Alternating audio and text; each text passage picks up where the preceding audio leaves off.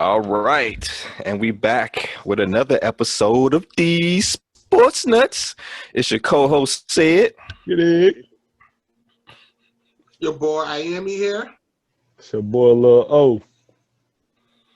That's what's up. That's what's up, man. What's Well, up, welcome fella? back, man. This week, man, we're gonna do a shot for Unc today, man. Your boy out here fielding offers, man. You know, they trying to get at Unc. You know what I'm saying? Corporate America, they want him back, man. So he out here like a free agent. You know, they gotta fly him in and make their offers and all that. So, you know, we want to shout out Unc, man, out here with multiple offers. You know what I'm saying? It feel good to be wanted, don't it? Yes, sir. Especially during this time. Oh, Exactly. Congrats, Pops. Yeah. Thank you. Thank you. Mm. Whew. Let me get some juice. Mm. Oh, you All right, chasing man. out here, bro? Oh, no. Well, I chased it with some more drink. Just true. got alcohol and juice. True, All right, true, man. So true. we gonna jump into it, man. So y'all saw the first game of the finals last night. I'm changing my prediction. I had the Lakers in 6. I'm giving. I say Lakers in 5 now. What I saw last night, wow. The Lakers got punched in the mouth and then just start suplexing. They look, That's Miami good. cut them. They was like, oh, we bleeding? It's on now. It's a fight now. So, exactly. After watching that, man, like I honestly, plus Bam and Goran Dragic is doubtful for tomorrow night. So it's gonna be Jimmy and the 5 heartbeats. So after watching the game last night, they started off good. I'm like, okay, this might be a good series. And then second quarter, it's a wrap. They just went on a run and never looked back until the fourth quarter. They took their foot off the gas. So what y'all think about the finals? And Lil, oh, you still on the Heat in 6? Hey, we're Brandon now. We're Brandon now. I need some backup. Help me. I tried to get them for you. Ain't nobody helping you on this one. Brandon to be like that, doing exactly what you're doing right now, looking for some backup. Need some reinforcements, man. Hey, can you pick up players in the middle of a series? Giannis could probably go over to Miami Heat for a 10-day contract, though. Nah, man. Hey, I was hoping if they would have won game 1, I was definitely gonna come on here like, yeah, you know what I'm saying, Miami in 6. But how they got smoked in that game 1, and the fact that Bam hurt, Dragic hurt, who Dragic is their leading scorer through the playoffs right now, and then Bam, he's a facilitator, so. Man, that joint looking tough for them now, man. I don't know. I think they're gonna get a gentleman sweep, lose 4 and win 1. I don't think they're gonna get swept. I hope they don't get swept. That'd be horrible. But we need at least Bam to come back. Hopefully Dragic can come back too. But yeah, man, they were just getting ran out the gym. It started off good at first for them, but I don't know what happened. But you can't lie. The Lakers, they were hitting a lot of threes and stuff too. Like, yeah, AD gonna do his thing, of course. But the role players, they was the reason that it was end up being a blowout.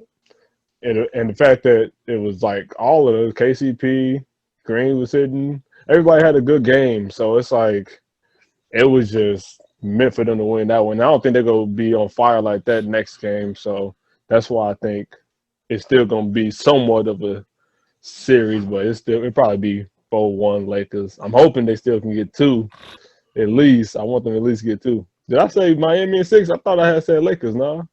You definitely said Miami, brother. I'm gonna tell that must have been the alcohol that night.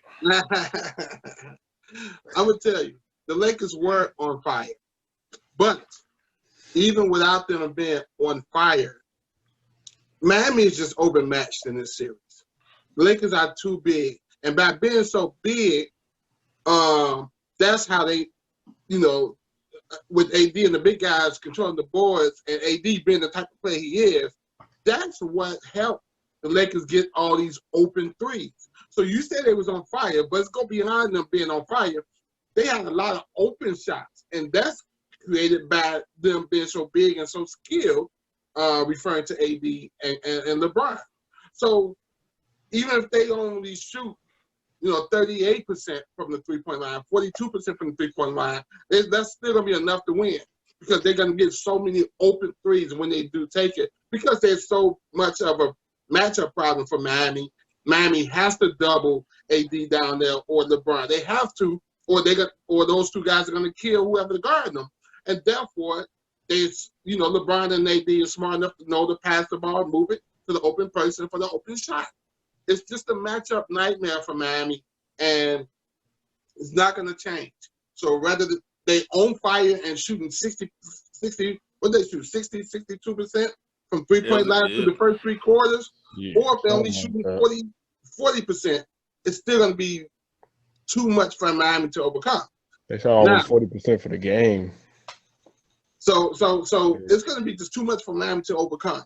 They took that matchup problem. Now, with Bam out and Dragic out, that could be bad or it could be kind of good just for Miami, I believe. Because I think Kendrick Nunn came in the game and Lakers didn't know how to play him because they were surprised to see him in the game, and he ran and just scored a lot. He pretty much did what he wanted to do. So I look for him to continue to have that confidence and that what's the word I'm looking for? The coaching staff and the players telling him to go do it because we need points. Because this team it's gonna be hard for us to stop them. We need points. So with Nunn running out there along with your boy Hero and the other kid shooting three, that's gonna be 0 points. That's a so I for me, if I was a Miami fan, I'm kind of interested and kind of liking the fact that we're getting Nunn out there. And what's the other kid who got in the game? Who, Kelly Olynyk? No, he's horrible for them. He's horrible for them. He makes so many mistakes. But shoot, who else? You talking about Tyler kid, Hero? Orlando, I told you I would love to have him in Chicago. Oh, Derrick Jones Jr. Derrick Jones Jr. He just made a difference. He was getting bodied last night. LeBron, he ain't want none of LeBron, man. Well, of course, they're not stopping them on offense, on the defensive end. But I'm saying for their offense, it could be interesting for them to try to, let's try to outscore the Lakers if we can. They're not going to stop the Lakers, but I think their chance is better to outscore them with Nunn and Jones Jr. getting some play time. But I still say Lakers in 5. I think I had them in 6-2. I think that was about back then. But I do say 5. I wouldn't be surprised if it is in 6, but I think it's going to be 5. I definitely say 5, and I'm gonna piggyback off what you just said last night. Like when Nunn came in and he was hitting shots, I was just like, "Oh, this is bad." You know what I mean? Like you don't want him because his confidence been broken since he got COVID and then came back and then pretty much lost his position to Dragic. And when he did play, he played horrible. So last night was the first time he played well, and we don't need him being confident because he was second in Rookie of the Year voting before he went out. So he could definitely be a problem, but at the same time, they can't stop the Lakers, man. And one thing that surprised me last night was the Lakers' rotations on defense. Like in the first 3 quarters, their rotations were fantastic. Like they had a hand in everybody face who shot. So that was a big difference. And the Heat they don't have the personnel to stop the Lakers. So as you said, their best option is to try to outscore them. Because I don't expect the Lakers to shoot that well for the rest of the series. Like the way they shot last night, I was just like, wow, they can't miss. And they're not known for shooting well. Like they're an inside scoring team. Danny Green can hit if he's open, and Caldwell Pope, he's all right. You know what I'm saying? He's an average shooter. But what we saw last night was they went on a 75-30 run That's It was ridiculous. man. Ridiculous. It was crazy. And your boy Bam, before he hurt himself, man, he looked shook. Like, you know, he's only 6'9". So I think this is the first time in the playoffs, man, he's playing somebody that's bigger than him and, you know, pretty much better than him. So I think he was I think he was overwhelmed last night, man. The only person that really showed up was Jimmy, and he twisted his ankle twice. So he may be slow in game 2. So, man, Duncan Robinson, a non-factor. He don't play defense. Tyler Hero can give you points, but he's not going to stop nobody. Andre Iguodala, pretty solid defender, but won't give you a lot of points. So I'm going 5 games on this one, man. I gotta take them two games away. I'm giving them 1 at most after what I saw last night, man. They just too small. They're gonna have to do some adjustments because my man Duncan Robinson was playing for 27 minutes, had 0 points. There's no way he is a shooter. He got to be out there scoring. So they need to get him that. Eric Spoelstra need to get him that Steph Curry treatment. Have him running around like 3 screens, something. Because you got to do something. He can't be out there for 27 minutes and not score. Because offense is his only thing. His defense, all he do is foul. And yeah, Pops, I see what you're saying about Kendrick Nunn and Derrick Jones Jr., but you definitely gonna need at least Bam, if not Dragic. Bam got to come back because they ain't. I mean, if they not there, them two filling in isn't going. Yeah, they'll shake it up a little bit, but you still gonna need Bam at the end of the day for them to win. One of them, they might be able to squeak one out with them too, but it's gonna be tough. They just too little for them. So yeah, I do like that. Nunn kind of did his thing a little bit, but him doing that, it'd be good if Bam can at least come back too, so they can still, you know, find different rotations and whatnot. So I'm just hoping they can. I'm hoping Eric can figure it out because he a veteran coach, so a lot of it is on him and his schemes is what's gonna get them a win or 2. Let me point this out too. They got out-rebounded 54-36, and I don't see that changing no time soon.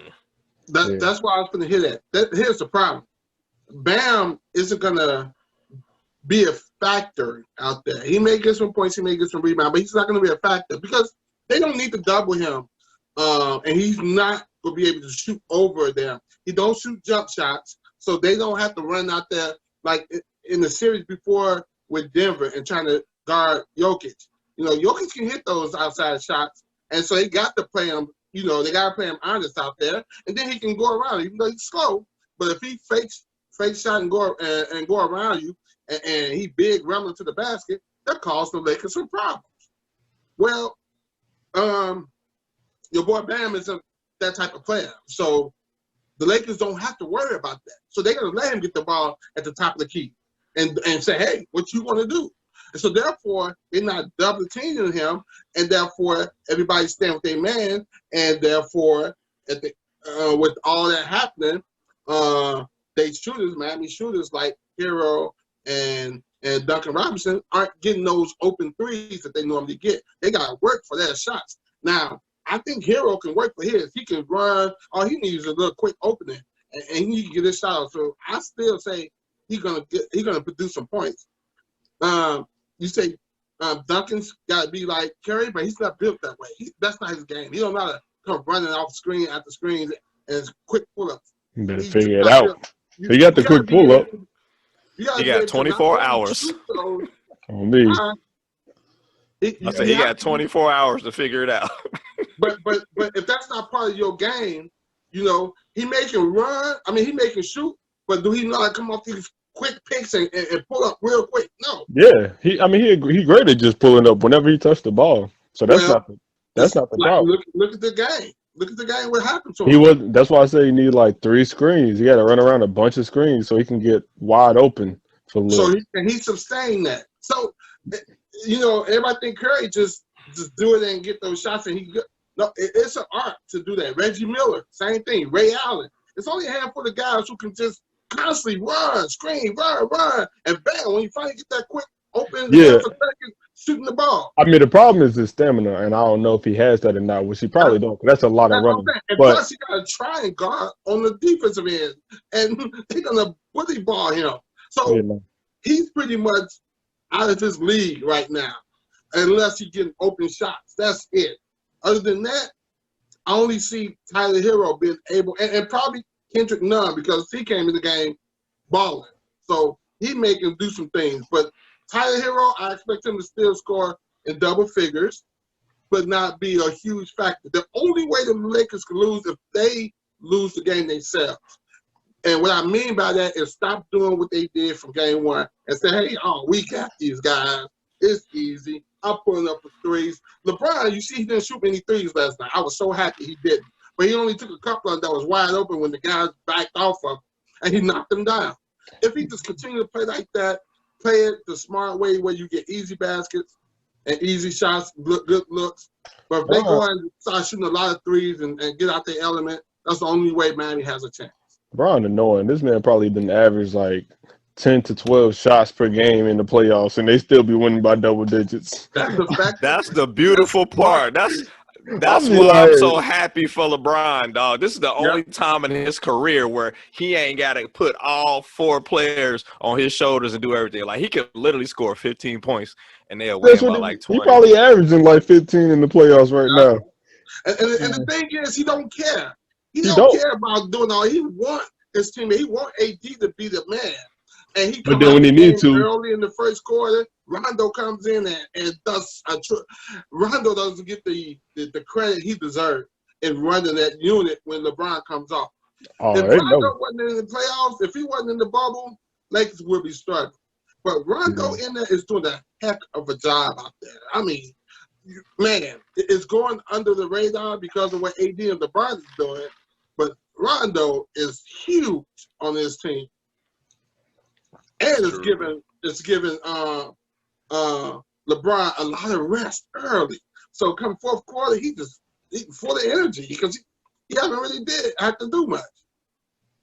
Yeah, man. One thing I noticed last night, man, LeBron IQ is ridiculous. Like when he was bringing the ball up, he see Duncan Robinson or Tyler Hero in the game, he'll be like, bring that switch up. Let me take him right now and take it to the bucket, man. So his IQ, like they don't have an answer for anything the Lakers do. Like Bam is going to be a non-factor because he either got to go up against AD or Dwight Howard, and he just can't do it. Dwight Howard too strong, AD too agile, man. So I don't expect much from Bam. Jimmy probably can get you 20, 22 a game.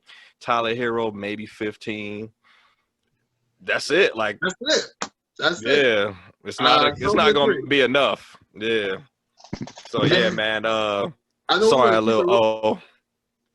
we want to keep going, keep it rolling, but real quick, I just wanted to mention what you just said about LeBron's IQ. I said this about 8 to 10 years ago. The guys with the highest IQ to me in the game, my top 5 was Magic Johnson, Scottie Pippen, LeBron James, Steve Kerr. I'm sorry, not Steve Kerr. Steve Nash and Jason Kidd. Those are my top 5 players that I've seen. It could be guys before my time who may have did some stuff. I don't know, but those 5 guys to me has the best basketball IQ out there. I don't even put Jordan there because Jordan didn't care.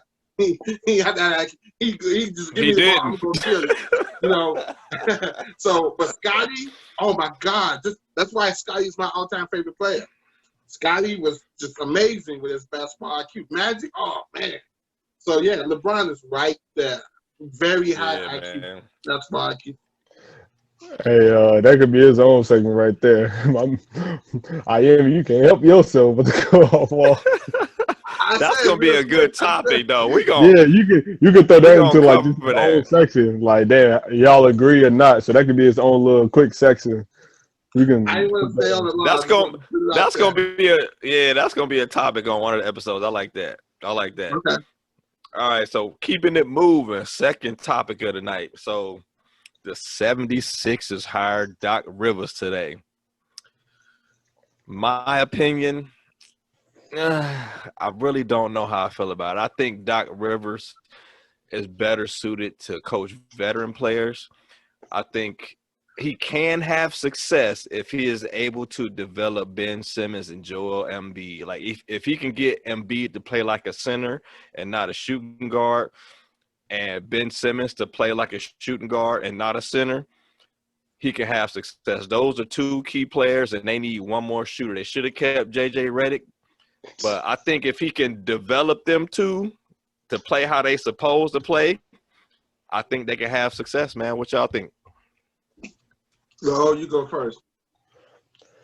Yeah, I was hoping my man Doc was gonna go to Houston or something. I was just being wish. They need a good coach, man. Hey, They do. they need to get a center back and they need a good coach. That's all I'm asking for. But yeah, I think he could be good over there because I think he didn't have the success that he wanted to with the Clippers. And this last year, man, that was just on the players. I think they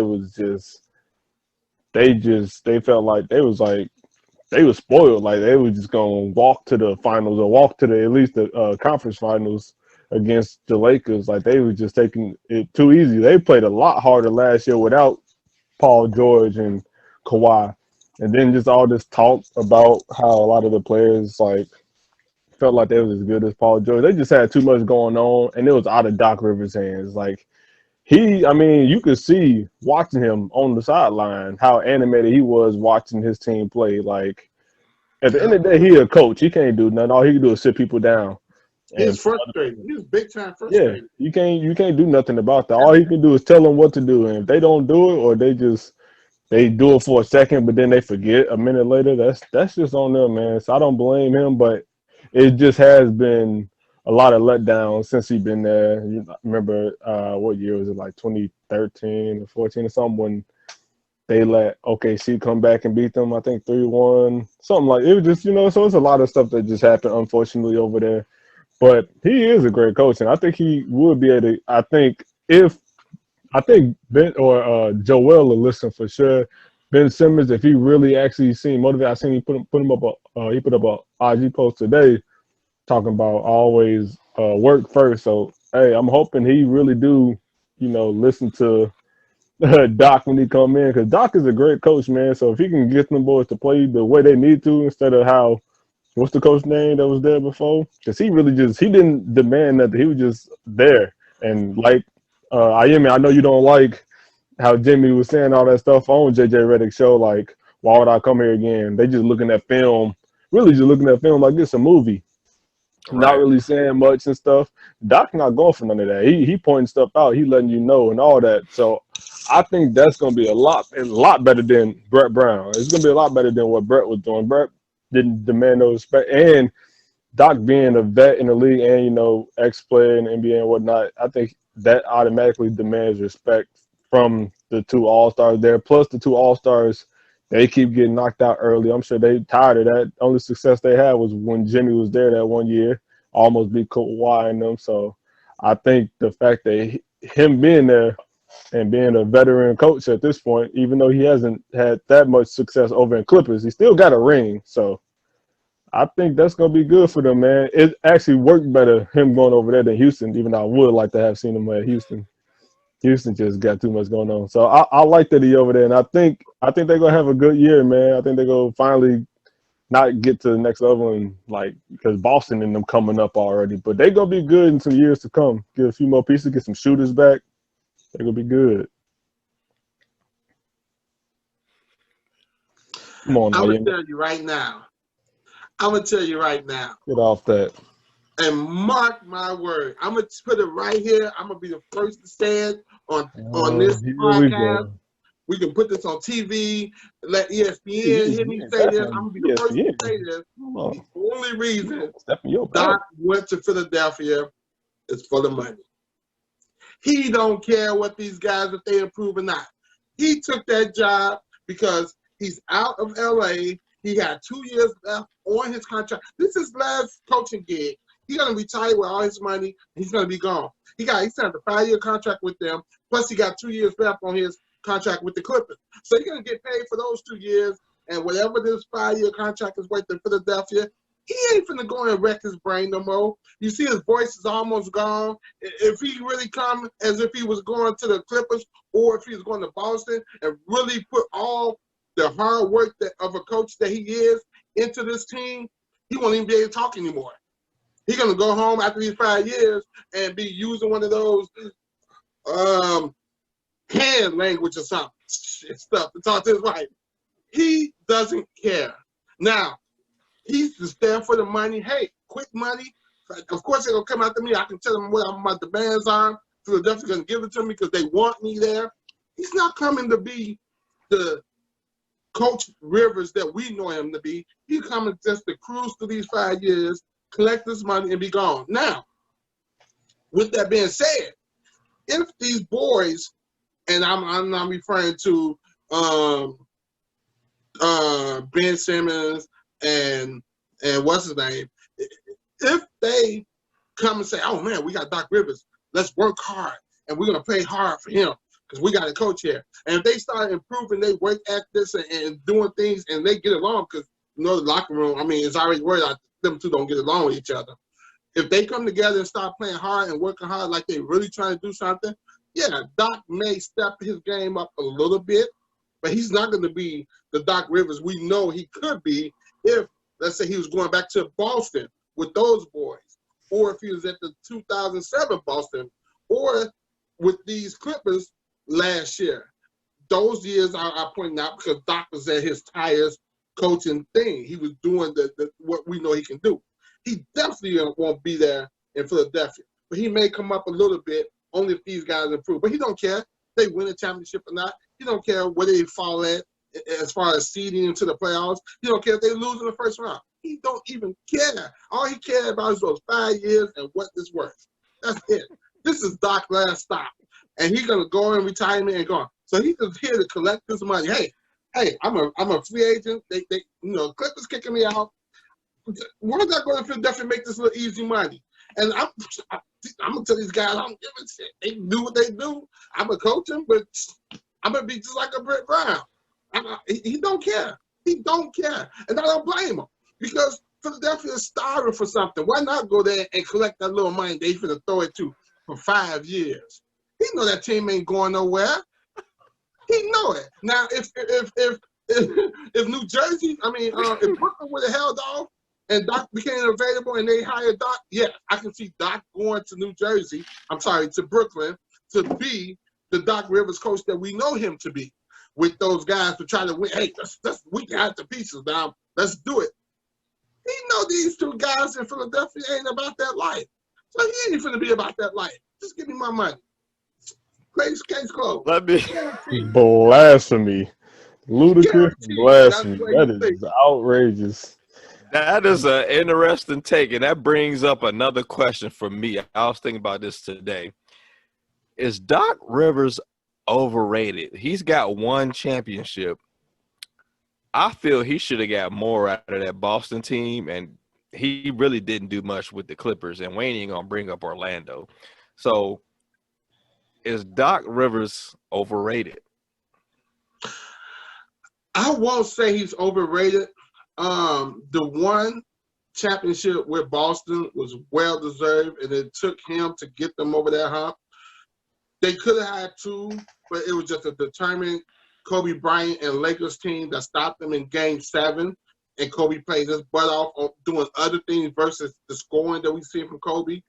You know, that still could have went either way. That game was close.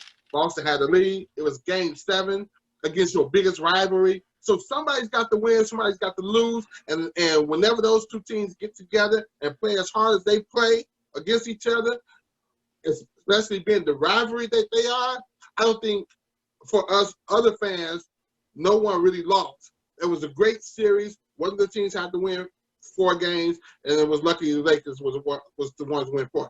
If you're a Boston fan, you hate it. If you're a Lakers fan, you loved it. As a regular basketball fan and watching that, it was great to see the competition, the battles that they went through, and I think Doc Rivers and Phil Jackson did a heck of a job with both their teams. Just somebody had to lose that. Clippers, when they lost to OKC, sometimes stuff happens. You know, I don't think that they, you know, just blew. Well, they did blow it, but I'm just don't blame the coach for that. It sometimes things happen. Just like this year, yeah, they were up 3-1, and just like this year, they were up 3-1 on Denver. But these guys, three times. Oh yeah, to Portland, right? Was it He Portland lost 3-1 leads 3 times in his coaching. I just want to point that out. Oh, the Orlando Magic. I don't even consider him as a coach in Orlando because they was that was garbage. I think they lost to Detroit came back from 3-1 on them. So yeah, but I don't even look at that. But Clippers twice they lost 3-1 leads, and I think both times the players froze up. And I think Doc tried his best, especially this last time against the Clippers. Against Denver. Doc did everything he could as a coach to get these guys to do what they need to do to finish this off.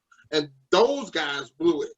Like Lil O said, he can't go out there and shoot the ball and put it in the basket and play the defense and do the things he needs to do. He can only tell them, and I think he did everything he can do, and I blame the players for it. But of course, he got to take the fall because he's been there, 5-6 years, and they haven't gotten over the hump.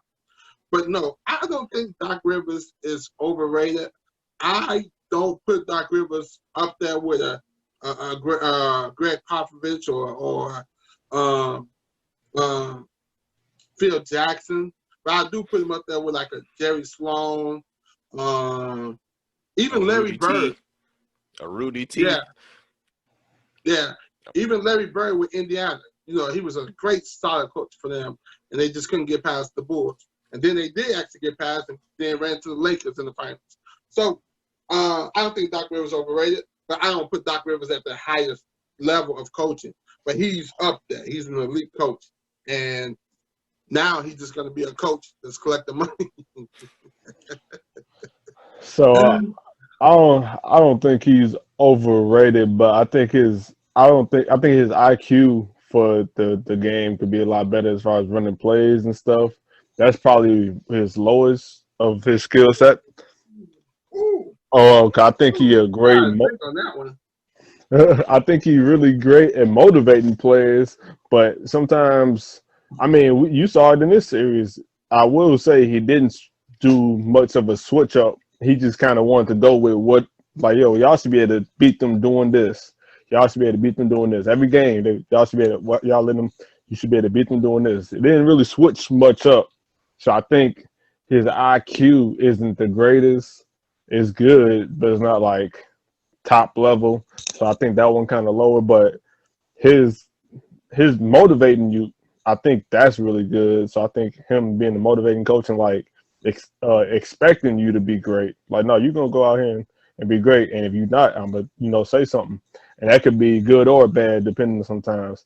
I think with the Clippers, it kind of got bad. I don't know what happened with them, man. They just had a complete meltdown. I don't know what happened, but I think his motivation is great, but maybe sometimes it could be a little much. But I wouldn't call him over. I think he's a great coach. He's the kind of coach you need, and that's why you have other coaches with you to come up with schemes and stuff for the court plays and whatnot. But yeah, you said take a drink to that when I said his IQ, but you even said yourself that he didn't make any changes in that series against Denver. Like, they started coming back, and it's just, I felt like he was more so just mad about it. Like, y'all should be able to win doing this. They lose again. Y'all should be able to win doing what I said y'all could do. And I felt like that's kind of what was happening because there wasn't no switch-ups really. So that's why I said the IQ thing, it could be better because no way you're just going to keep doing the same thing and like, yeah, your team better, but that style isn't working. They not winning like that. How y'all go game 7, y'all don't score. Clippers didn't score until like the 4-minute mark in the fourth quarter. I think it was like 4:52 or something. And it was it was a tip dunk. So somebody shot a shot and missed, and what's his name? JaMychal Green was able to tip dunk it. And it almost could have been basket interference. That was their first bucket in the fourth quarter of game 7 on the team that was down 3-1. So it's like, come on, coach. That's the one thing I say. Like his IQ gotta get better. But over there in Philly, they need motivation more because I think they just get away with so much. They like little divas over there. They do whatever they want. How my man? Y'all know I love Benny. This man stayed back after they lost against Miami or whatever. In the regular season, they lost against Miami. This man team went back to Philly. This man stayed back with. I think he was talking to Kendall at the time, which is that's dangerous already anyway. He's talking to the Jenner family and the Kardashian family. That's like being put in the sucking place off Get Out. You know what I'm saying? Something like that. That's Medusa, bro. You can't look Medusa in the face, man. I'm telling you. She's like, we're staying here. Okay. Coach. Right. And the casino, right? What they call it, the casino or something? Yeah, but it's like, stuff like that. Doc's like, boy, come on. You not standing out here. But I mean, if y'all gonna believe what Miami say, then he won't do that. But my only knock on Doc, man, this year, I'm just talking this year, he didn't hold his players accountable. Like when they talked to him after all the losses to the Denver Nuggets, he's like, it was just like, it is what it is. You know what I mean? It wasn't like, we got to do this. We got to do this. We got to get better at this. It was just like, we just didn't get it done tonight. What can you say? I tried. I'm losing my voice here. I can't talk much. So, got a couple minutes here. Right. 2 minutes. I'm leaning towards Doc Rivers being overrated. Like, he got the one ring. I give him that. He should have got 2, maybe 3 out of Boston. But Orlando, he ain't do much. Clippers didn't do he ain't do diddly squat. Like, that low management crap came back to bite him in the ass at the end of the season. I'm glad it did, too. He dropped the ball on that. Like, this is the NBA. And Doc Rivers is old school. You played in the NBA. Back in his day, if you could walk, you played. So he should hold his players accountable and be like, look, Kawhi. Hey, man, he saw what Kawhi did going to – he saw what Kawhi did going to Toronto. He was like, you like that? You can just go over there for 1 year and win? Oh, you want to come over here and rest? Go ahead, bro. Hey, better show me in the playoffs.